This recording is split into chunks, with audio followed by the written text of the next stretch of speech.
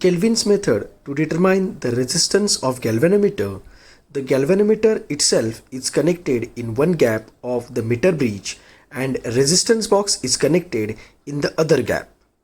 A second galvanometer would then be required between the points C and D to find the null point.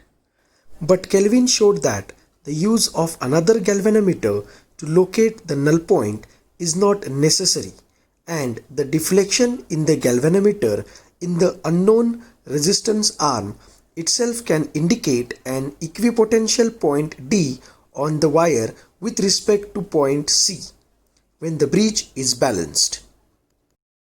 A galvanometer whose resistance G is to be determined is connected in left gap of Wheatstone's meter bridge, and in another gap a resistance box is connected.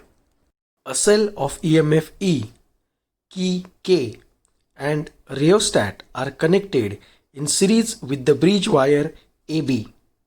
The junction C of galvanometer and resistance box is connected to the jockey J, which can slide along the wire AB. A suitable resistance R is taken in the resistance box and a current I is sent around the circuit. Now, without touching the jockey to any point of wire AB, note the deflection in the galvanometer. A rheostat is adjusted to get a suitable deflection in the galvanometer. Place the jockey at points A and B and see the deflection in galvanometer.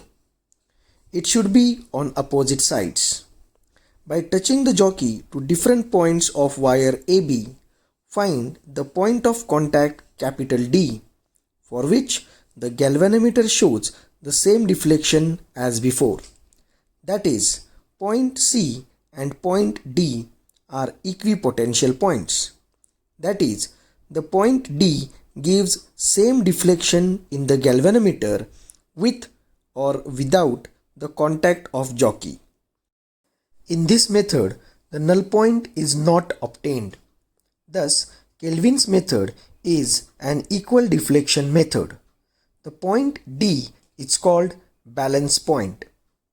Now, length of wire opposite to the galvanometer, that is AD, is measured as LG, and the length of wire opposite to resistance, that is DB, is measured as LR. Now consider sigma is nothing but the resistance per unit length of the wire AB. Therefore, from the balancing condition of Wheatstone's network, we can write G upon R is equal to resistance of wire AD of length LG upon resistance of wire DB of length LR. Therefore, G by R is equal to sigma into LG upon sigma into LR. Therefore, we get G is equal to R LG upon LR.